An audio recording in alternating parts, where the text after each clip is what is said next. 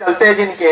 श्रम जिनका अविराम है, विजय सुनिश्चित होती उनकी घोषित ये परिणाम है। तो आप तमाम लोग जो आंदोलन कर रहे हैं, तो आपके आंदोलन का छठा दिन है, लेकिन तानाशाही सरकार अब तक इस मुद्दे पे सकारात्मक पहल करती नहीं दिख रही है, जो दुखद है। लेकिन आप तमाम लोग युवा हैं और युवा जब जब आगे बढ़कर सरकार के खिलाफ खड़ा हुआ है, निश्चित रूप से समय लग रहा है, लेकिन जब भी युवा आगे बढ़कर सरकार के खिलाफ खड़ा हुआ है तो बड़े बड़े सरकार को झुकना पड़ा है। इतिहास में आप जाइए तो देख सकते हैं कि इंदिरा गांधी के समय जयप्रकाश नारायण के नेतृत्व में जब छात्र आंदोलन का शुरुआत हुआ था, तो अब तक किसी को लगा नहीं था कि इंदिरा गांधी को सत्ता से अपदस्थ किया जा सकता है। लेकिन आंदोलन इतना तीव्र हुआ जयप्रकाश नारायण के नेतृत्व में युवाओं का कि एक दिन इंदिरा गांधी को सत्ता के शीर्ष से शून्य तक का सफर तय करना पड़ा। और ये नीतीश कुमार, जिन्हें गुमान हो गया है कि उन्हें सत्ता से कोई हटा नहीं सकता है, वो समझ लें कि इस बार उनके सामने युवा है और ये 30,000 युवाओं की संख्या है जो बिहार के अलग अलग क्षेत्रों में धरना प्रदर्शन और आंदोलन के माध्यम से उनको ये बताने का कोशिश कर रहे हैं कि अब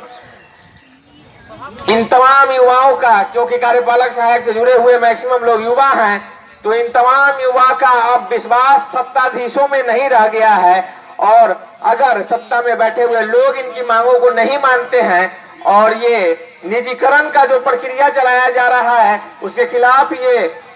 लोग अभियान चला रहे हैं, इनकी मांगों को नहीं माना गया, तो निश्चित रूप से ये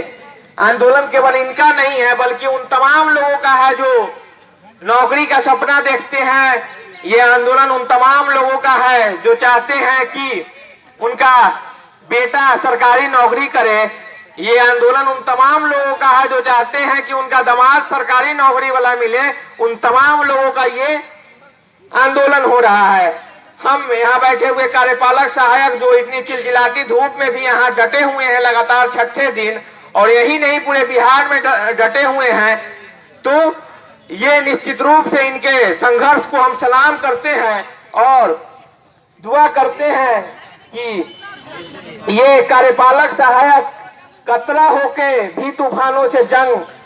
ये कार्यपालक सहायक कहते हैं कि मैं कतरा होके भी तूफानों से जंग लड़ता हूँ, मुझे बचाना समंदर की जिम्मेदारी है, दुआ करो सलामत रहे मेरी हिम्मत, ये एक चिराग कई आंधियों पे भारी है। तो ये युवा है, निश्चित रूप से आज ये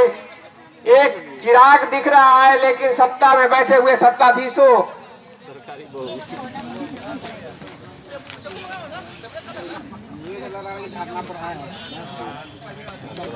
तो ये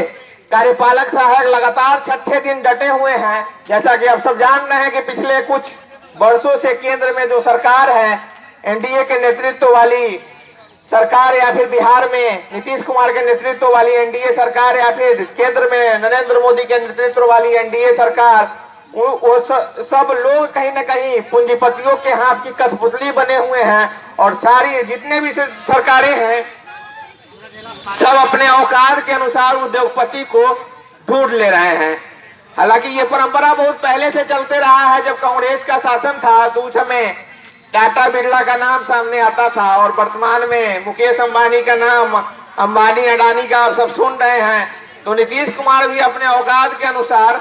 एक उद्योगपति को ढूंढ लिए हैं, इलेक्ट्रॉन कंपनी को ढूंढ लिए हैं। लेकिन सवाल उठता है कि यहाँ अगर आप तमाम लोग पीछे हटते हैं तो ये ठेका प्रथा व्यवस्था का अंग हो जाएगा, और जब व्यवस्था का अंग हो जाएगा तब सत्ता में चाहे जो लोग भी रहें, वर्तमान में जो है वो लोग रहें या फिर विपक्षी सत्ता में आ जाए, अगर ये व्यवस्था का अंग बन जाएगा तो ये ठेका प्रथा निरंतर जारी रहेगा, जो कि देश के लिए काफी खतरनाक है। कल सोशल नेटवर्किंग साइट पे एक मैसेज देखे थे, किसी ने लिखा था कि जैसे आज पेट्रोल डीजल का दाम बढ़ता है तो सरकार के द्वारा कहा जाता है कि मेरे हाथ में नहीं है, ये कंपनी के द्वारा बढ़ाया जा रहा है। उसी तरह धीरे धीरे करके एक एक सरकारी संस्थानों को बेच दिया जाएगा। आप तमाम लोगों के भविष्य को, आप तमाम लोगों के नौकरी को किसी प्राइवेट कंपनी के हवाले कर दिया जाएगा। तो जब युवा जो अलग अलग जगहों पे जाके तैयारी करते हैं वो सरकारी नौकरी ढूंढेंगे, और सरकार पे अगर दबाव बनाया जाएगा कि उन्हें सरकारी नौकरी दिया जाए तो सरकार के द्वारा कहा जाएगा, क्योंकि कोई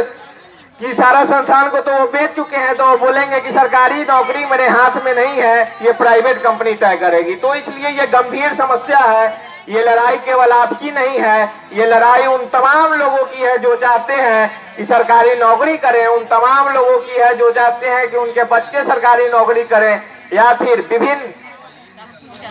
विभागों में कार्यरत अनुबंध पे जो लोग भी कार्यरत हैं उन तमाम लोगों का लड़ाई है, क्योंकि सभी लोगों के साथ समस्या आने वाला है। क्योंकि राहत इंदौरी ने एक बार लिखा है, राहत इंदौरी का शेर का अंतिम दो पंक्ति है कि आएंगे जद में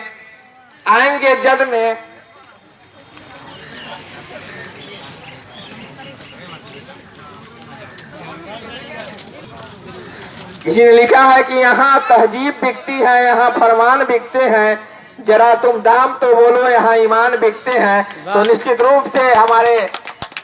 सत्ता में बैठे हुए नीतीश कुमार का ईमान बिक गया है, क्योंकि चुनाव के पहले दोनों गठबंधन के द्वारा लगातार कहा जा रहा था, नौकरी का आश्वासन दिया जा रहा था। कोई कह रहा था 19 लाख नौकरी देंगे, कोई कुछ बोल रहा था, लेकिन सत्ता में जाने के बाद नौकरी देना तो दूर, नौकरी छीनने का प्रयास हो रहा है। तो